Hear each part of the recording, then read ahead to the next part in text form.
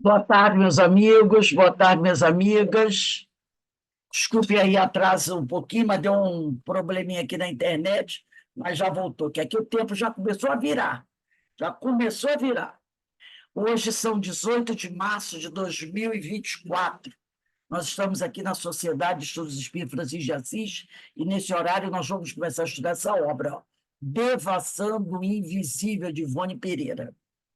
Então, nós estamos aqui estudando o capítulo chamado As Virtudes do Consolador. Já estou avançado nesse capítulo, então vamos lá, vamos continuar aqui a nossa leitura. Diz assim a nossa irmã Ivone, mas antes, né, não podemos esquecer a nossa prece, agradecendo a Deus, agradecendo a Jesus, todas as bênçãos que nós recebemos, que o Senhor nos ilumine, que o Senhor nos ampare, que o Senhor nos abençoe, mas também pedimos, Senhor, por todos aqueles nossos irmãos que estão em sofrimento, que a espiritualidade amiga possa se reunir conosco para esse estudo, nos envolvendo, nos fortalecendo e nos intuindo. Obrigado, Senhor, mais uma vez, por tudo que temos recebido, graças a Deus. Então, vamos lá. Calara-se Dona Ormenzinda, ela tem um nome meio complicado, né? Calara-se Dona Ormenzinda, e nossa pena não entrará em comentários acerca do importante fato. Então, Dona Ormenzinda tinha perdido a filha, quer dizer, a filha dela de 3 anos desencarnou. E na casa, a irmã tinha assistido à materialização, né? Eunice, a irmã mais velha da menina, Betinha, né? Era o apelido da menina. E ela, Eunice, assistiu na noite, uma noite após o desencarne da menina, a materialização da irmã. Enquanto isso, a outra irmã, Zinda, estava dormindo na cama. E era um sono, né? E ela não acordava, parecia uma profunda letargia. Na realidade, essa irmã estava doando ectoplasma para a materialização.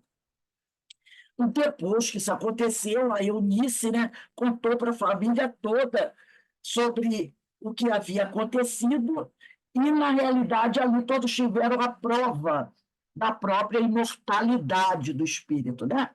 Então, dona Ormenzinda, né, contou tudo aquilo para Ivone, né? Mas não teceu maiores comentários acerca do importante fato. Lembraremos apenas uma vez mais o poder da vontade, a força mental do espírito recém-desencarnado da graciosa Betinha, a qual, desejando antes de morrer um vestido de baile cor-de-rosa, para ser usado na data do seu aniversário natalício, 3 dias depois do trespasso para a vida espiritual, apresenta-se assim trajada em espírito, para melhor se identificar, e também com fito, quer dizer, o objetivo de demonstrar a força da personalidade conservada para além túmulo, e o fez imprimindo nas sutis delicadezas do próprio perispírito as formas da indumentária desejada, pois sabemos que o corpo espiritual é impressionável, amoldando-se a todo e qualquer impulso do nosso pensamento, o qual, por isso mesmo, nele poderá imprimir qualquer aparência visível, desde que uma vontade enérgica o acione. Basta o espírito pensar e ele cria. O livro A Gênese, capítulo 14, item 14, do segundo parágrafo. Está anotado lá. Aliás, não ignoramos que o espírito poderá criar e modelar o próprio vestuário. Está aí, gente. Ora, se eu desejar, valendo-se de essências, fluidos e matérias especiais do mundo invisível, os quais, para os efeitos da materialização, são conjugados com os fluidos do médio. Laboratório do mundo invisível. Livro dos médios. Né? Então, se um espírito pode fazer um vestido rosa, lindo, de babados, com fita, que ela sonhava em participar da festa dos 15 anos, na festa com esse vestido, que não aconteceu porque ela morreu antes, por que ela não pode fazer uma casinha? Eu sonhava com a minha casinha. Merindo, eu tive minha casinha. Por que eu não posso plasmar minha casinha no plano espiritual? Não é verdade? Tá aí. Na manhã seguinte, acrescentaram a narradora. Eunice, que é hábil desenhista, né? A irmã dela, hábil desenhista, inspirada pintora, traça a lápis o retrato da irmãzinha, que a visitaram em espírito, reproduzindo o magnífico vestido de além-túmulo, sem omitir um único detalhe, pois a aparição muito nítida e caprichosa se decalcara poderosamente sua retina mental, permitindo a reprodução integral do que foi presenciado. A irmã dela gravou a imagem dela com o vestido na mente, e aquilo não se apagou, e ela fez o desenho exatamente como a menina se apresentara para ela, né? Então estava lá. Aí é que ela diz, e nós arremataremos exatamente, deixa eu só, e nós arremataremos exatamente como agiu o pintor alemão Albrecht Dürer, ao desejar passar para a tela as imagens dos 4 evangelistas, após vê-las materializadas, né? Então, está ali tudo direitinho, como foi. Ao vê-las materializadas no ar da janela da sua água furtada, e como os médios literários, que obtendo do espaço durante transportes mediúnicos, ou transes felizes, pela ação dos seus guias espirituais, a narrativa encenada de grandes dramas de vidas humanas, os transcrevem em romances e belas historietas instrutivas sobre a assistência dos mesmos guias para a edificação dos leitores. Olha aí, ó. Os médios literários que, obtendo do espaço durante transportes mediúnicos ou transes felizes, pela ação dos seus guias materiais. Então, mais uma vez mostrando aqui que o perispírito é a base de tudo isso, né? O perispírito é a base de todo esse tipo de fenômenos que acontecem. Então, está tudo ali muito claro, muito objetivo, não tem que ter dificuldade nenhuma. E E aí, Rose, só um instantinho, ela está dando um exemplo aqui do pintor que ele deve ter visto, né, os evangelistas numa dupla vista, ou assim, e não transe, não nesse transe, né? transe. Eu E ele. mostrava que o perispírito está na base de tudo. Eles Exatamente. devem ter visto. E tem certas obras aí, Nossa, que são inacreditáveis, né? A perfeição. porque Só pode ser dessa forma. ele desejava passar para a tela a imagem dos 4 evangelistas, ao vê-las, após vê-las materializadas no ar da janela lá do seu apartamento. E A como, vontade, né, que você fala, ela falou, a vontade. e como os médios literários que, obtendo do espaço, olha aí, né, do espaço, durante transportes mediúnicos, então, do desdobramento, o espírito, no plano espiritual, vê todas aquelas histórias como o Ivone, né? E depois vê e narra. Então, o perispírito é na base de tudo isso. Uma forte vontade, quando acionada, né? Pode levar você, num desdobramento do sono, a ver coisas que você muito quer ver. E depois você pode trazer isso aí extra. Aqui eu vou voltar rapidinho. Vocês não precisam fazer isso, porque vai ser difícil para vocês acharem. Eu vou voltar na página 147 desse livro aqui, para ler um trechinho que a Ivone colocou aqui, onde nós está. Ela diz assim: deixa eu voltar aqui onde eu estava. Quando ela fala aqui, ó, os transcrevem em romances e belas historietas instrutivas sobre a assistência dos belos guias para a edificação dos leitores. Aqui na página 147, A Ivone Pereira, quando ela está falando sobre o beletrista, ela diz mais ou menos assim, deixa eu ver. Deixa eu ver se era aqui. Quando ela diz assim, olha, ela diz assim, pela ação dos seus guias espirituais, a narrativa encenada de grandes dramas de vida humanas os transcreve em romances e belas historietas instrutivas, sob a assistência dos meus guias para a edificação dos leitores. Então, o grande objetivo dos amigos espirituais, quando estão mandando um romance mediúnico, o grande objetivo é que essa seja uma história instrutiva para a nossa edificação. O que é nossa edificação? Para nosso crescimento, para a nossa evolução. Então, um romance mediúnico sério não é para a gente dizer assim, nossa, que história espetacular. É para a nossa instrução, para a nossa edificação. Esse é o grande objetivo do livro espírita. Seja um livro como esse, seja um romance como de Emmanuel, há 2000 anos, Paulo Estevam, são histórias instrutivas para a nossa edificação. Esse é o grande objetivo. Por isso que eu vou voltar aqui rapidinho na 147, quando a Ivone está conversando com o beletrista.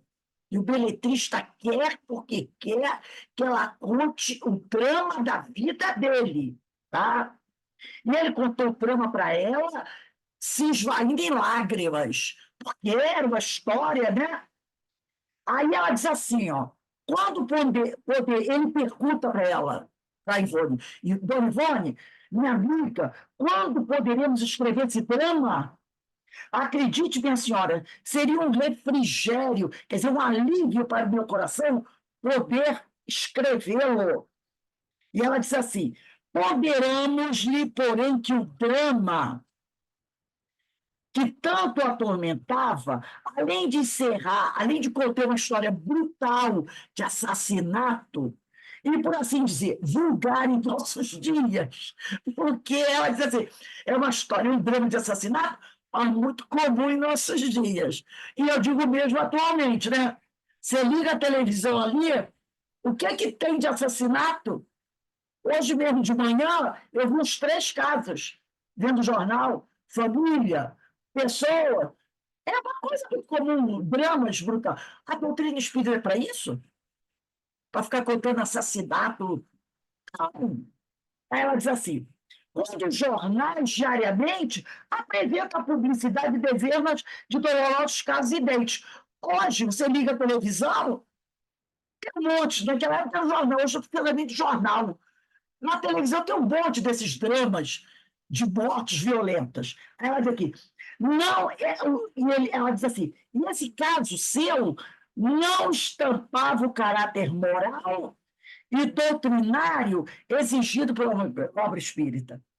Então, o drama que ele queria contar, da mulher que ele amava e que ele matou, né, um negócio desse, que ele mata a mulher lá, é, não tem um caráter moral e doutrinário exigido para uma obra espírita. Tá? Inclusive, ela diz para ele, ó, mas para tirar qualquer dúvida, volta amanhã que eu vou perguntar, vou pedir instruções aos meus amigos espirituais, porque nada podemos decidir sem ouvi-lo. Aí os amigos espirituais, ela perguntou, eles não responderam nada. Por quê? Porque ela já sabia a resposta. Ela já sabia a resposta. Aí depois ela vai dizer para ele, meu irmão, muito, muito nos penaliza declarar-lhe não nos ser possível servir de intermediários, quer dizer, de médios, para ser o ditado aos homens, à humanidade.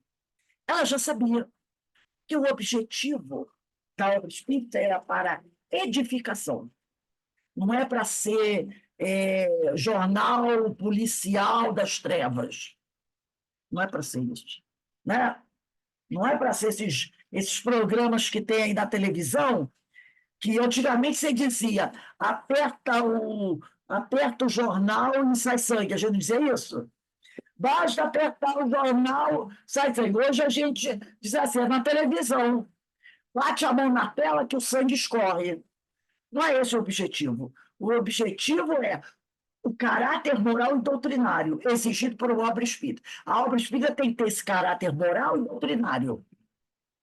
Tem que ser uma história instrutiva para a nossa edificação, para a gente ler o texto e aprender e crescer. Não para fofoquinhas do plano espiritual, né? Quem casou com quem no plano espiritual, e nem para saber quantos que mataram, quantos que não mataram, quantos foram trucidados. Não é esse o objetivo. Continuando aqui. Espera a jovem pintora transpor a Eunice, né, irmã da Betinha, que morreu. Espera a jovem pintora transportar o pequeno desenho para um quadro a óleo, sobre o qual imprimirá as cores que lhe foram apresentadas durante a visão. Quadro que ficará como testemunho valioso de mais um lindo e comovente fenômeno, que um consolador prometido por Jesus é pródigo em conceder aos homens. Então, a irmã fez o desenho num papel, agora ela vai pegar aquele desenho em papel e vai pintar a óleo, fazer um grande quadro, né? Passaram-se 2 anos. Aí a Ivone foi embora para a casa dela. Passaram-se 2 anos, durante os quais não tivemos contato com a família Santos. Em abril de 1959, no entanto, visitando novamente a formosa capital de Minas Gerais, voltamos a visitar também os pais de Betinha. Durante o desenrolar da palestra, quer dizer, da conversa, a palestra quer dizer, da conversa, né? Informaram-nos de que, segundo o comunicado mediúnico obtido, a menina vivia uma existência carnal na Índia. Por isso que a Ivone, quando entrou na casa, teve a sensação de ver uma decoração indiana na casa, né? Em época não mencionada, onde se devotaram a certa missão, cujo caráter não fora revelado. Confessamos que não demos grande atenção àquela informação no momento. Tanto são os noticiários dessa ordem que nos chegam ao conhecimento que, por via mediúnica, quer por relatos alheios que, na maioria das vezes, desinteressamos-nos deles. Esquecêramos, aliás, no espaço de 2 longos anos, durante os quais tantas peripécias se sucederam conosco, e em que ficamos sem notícia da família Santos, que nossas faculdades de percepção psíquica haviam registrado em sua residência há 2 anos atrás um ambiente etérico, em estilo clássico hindu, que a casa era de portugueses. Era toda decorada, o estilo de uma casa portuguesa. Mas quando ela entrou na casa, ela teve a impressão de ter visto um outro ambiente, um ambiente do estilo indiano.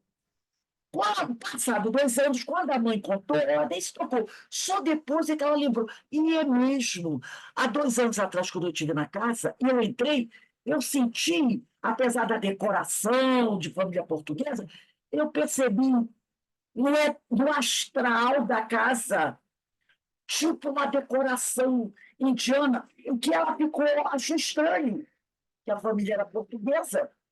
O que podia ter a ver com a Índia? Tanto que ela nem perguntou nada para a família sobre esse negócio de sentir alguma coisa ligado aos indianos. Não obstante, agora ela está aqui, né, 2 anos depois. Não obstante, à noite, depois dessa visita, aonde a mãe, né, falou para ela que a menina mandou uma mensagem e que a menina tinha tido uma vida lá na Índia, e após termos adormecido, fomos despertados por uma graciosa menina em uniforme escolar, muito viva e prestimosa, a qual se apresentou voluntariamente dizendo: Eu sou a Betinha, venha. A menina agora não está mais com vestido, ela está com o uniforme da escola, uniforme escolar. Ela morreu, tinha 14 anos, né? Ela ainda, eu acho que era 13 para 14 anos. Ela ia fazer 14 anos quando ela morreu. Tinha 13 anos. Eu sou a Betinha, venho, quero mostrar-lhe uma coisa. Estou informada de que a senhora, olha só, é protegida de uma falange espiritual de iniciados da Índia. Eu também sou, a menina falou para ela, e sei que apreciará o que tem para mostrar-lhe. Nos primeiros momentos, supusemos tratar-se de uma das meninas da casa onde nós hospedávamos, as quais usavam uniformes idênticos. Ela pensou que eram outras meninas, que não era a Betinha. Na hora ela não percebeu isso. Todavia, encontrando-se presente o nosso mentor espiritual Charles, que também é iniciado em hindu, depressa compreendemos o que realmente se passava. Mergulhou-nos o nobre amigo em transe letárgico. Olha de novo, desdobramento, perispírito como a base do fenômeno, né? Porque as meninas que moravam na casa onde ela ficou hospedada ali, né, também usavam aquele uniforme. E o espírito se apresentou com o uniforme como aquele. Ela pensou que era até das meninas, uma das meninas tivesse desdobramento do sono, mas não. E aí ele diz aqui, ó, e perdemos a noção de nós mesmos durante o período de tempo que tanto poderia ser de minutos como de séculos. Percebeu? Ela disse que ela entrou num transe letárgico e ela perdeu, olha só, perdemos a noção de nós mesmos durante um período de tempo que tanto poderia ser de minutos como séculos. Está mostrando o que para a gente? Que quando você está no desdobramento do sono, o tempo não é mais como quando a gente está aqui, no estado de vigília. Ela entrou no desdobramento que ela perde a noção dela mesma durante um período de tempo que poderia ser de alguns minutos, como de séculos. Porque no plano espiritual a noção de tempo é totalmente diferente da nossa. Pois, olha aí, pois quando nessa inconsciência ela estava num estado aí semi-letárgico, né?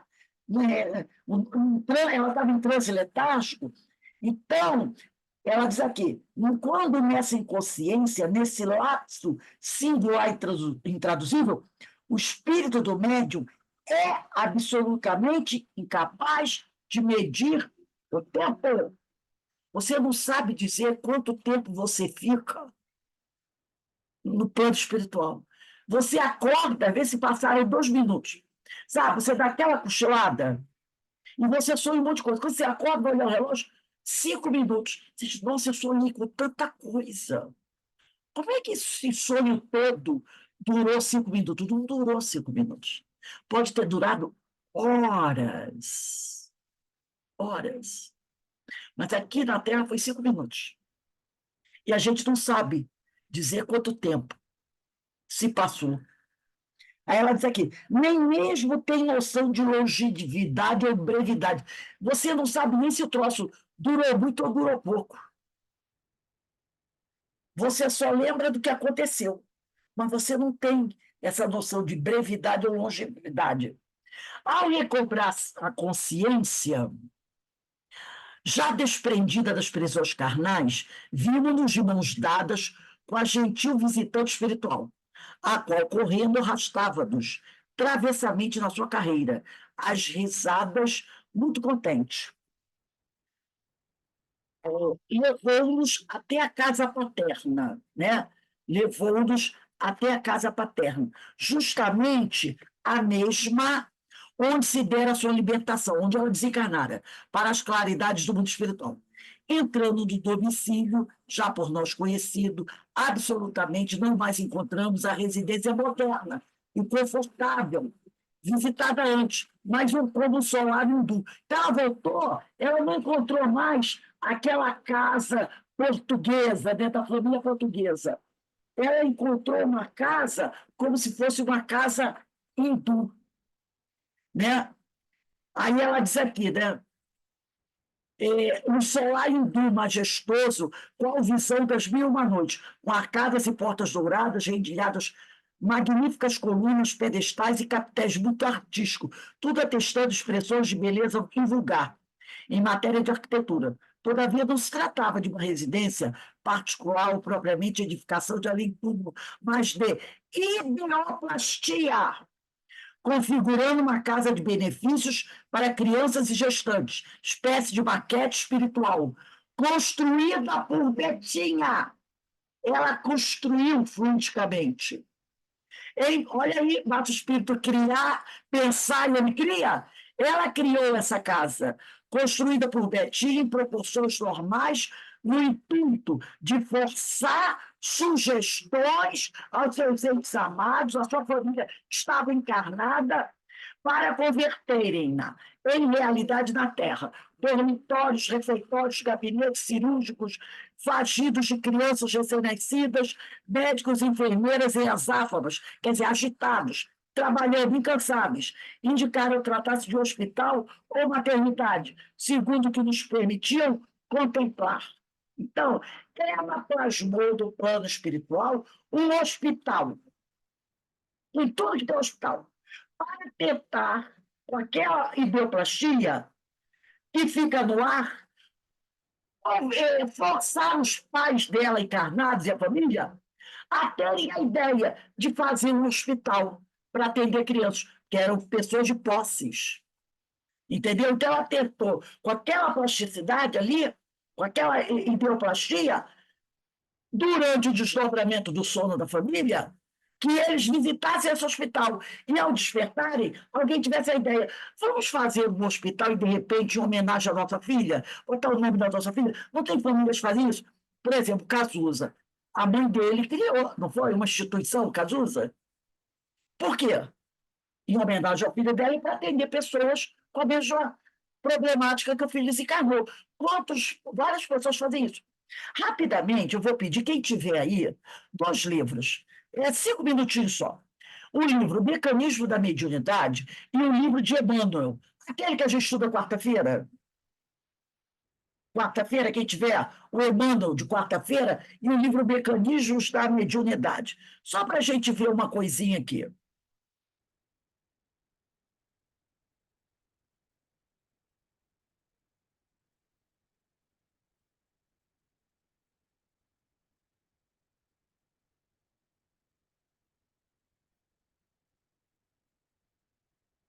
O mecanismo da mediunidade é abrir no capítulo 19.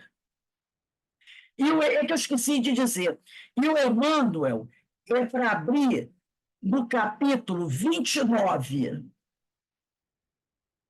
Emmanuel, no capítulo 29.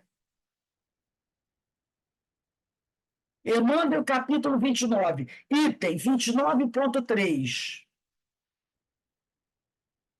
Emmanuel, capítulo 29, item 29.3. Quem tem um livro igual ao meu, assim, ó, é página 177.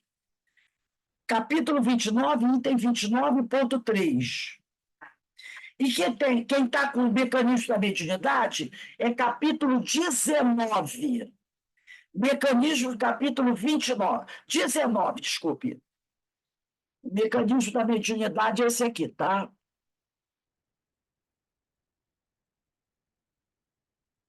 Mecanismo da mediunidade, capítulo 19. No início do capítulo 19 do mecanismo da mediunidade, diz assim: no sono provocado, para maior compreensão de qualquer fenômeno da transmissão mediúnica, não nos será lícito esquecer a ideoplastia. Tanto que esse capítulo 19 tem por título Ideoplastia. Então, para maior compreensão de qualquer fenômeno da transmissão mediúnica, não nos será lícito esquecer a ideoplastia, pela qual o pensamento pode materializar-se criando formas que muitas vezes se revestem de longa duração, conforme a persistência da onda em que se expressam. Tá? Isso está no livro Mecanismos da Mediunidade, capítulo 19, Ideoplastia. Primeiro parágrafo. Segundo parágrafo. Entendendo-se que os poderes mentais são inerentes tanto às criaturas desencarnadas quanto às encarnadas, ele está dizendo que os poderes mentais estão presentes nas pessoas encarnadas e nas desencarnadas. Isso que eu estou lendo está no livro Mecanismos da Mediunidade, capítulo 19. É natural que os elementos plásticos e organizadores da ideia se exteriorizem dos médios, como também dos companheiros que lhes comungam tarefas e experiências, estabelecendo-se problemas espontâneos cuja solução reclama discernimento. Então, a ideoplastia pode ser organizada pelo encarnado e pelo desencarnado. Agora nós vamos ao livro de Emmanuel, psicografado por Francisco de Xavier, capítulo 29. O capítulo 29 é do modus operandi dos espíritos, quer dizer, da forma como fazem os espíritos. Vamos procurar o item 29.3. 29.3. É o terceiro item desse capítulo 29, do livro Emmanuel. 29.3, a ideoplastia do pensamento. Emmanuel diz assim: ignorais na Terra a maravilhosa ideoplasticidade do pensamento, conhecendo a plenitude de suas faculdades.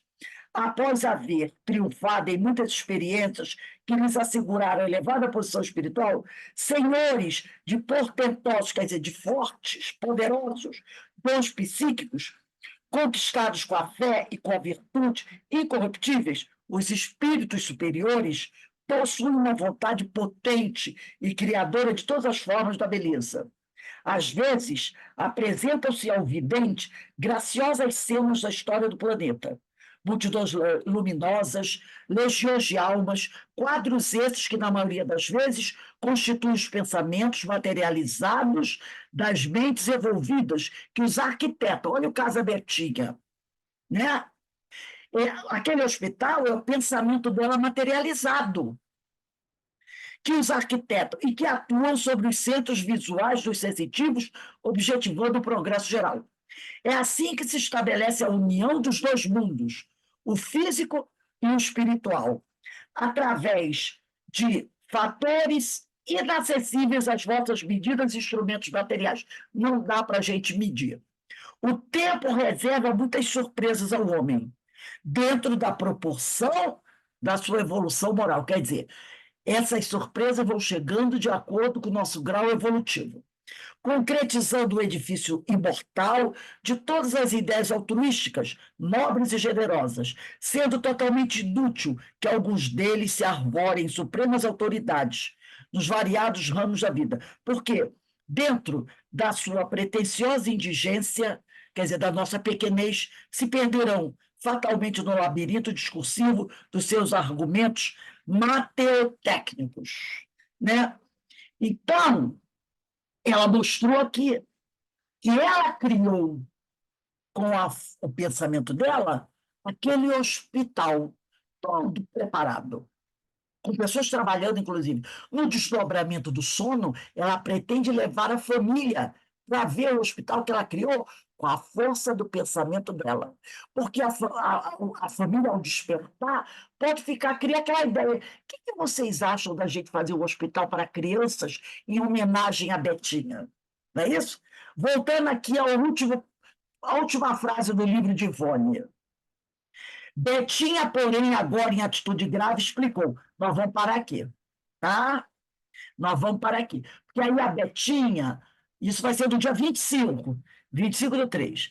No dia 25/3, a Betinha vai explicar para a Ivone o porquê dessa criação. Então, vai ser isto aqui, isto que aqui está, é o meu mais caro sonho na espiritualidade. Tá? Então, olha só que coisas maravilhosas. Às vezes a gente acorda tendo ideias, não é assim? Ó? Nossa, eu estou com uma ideia, eu sonhei, tive uma ideia.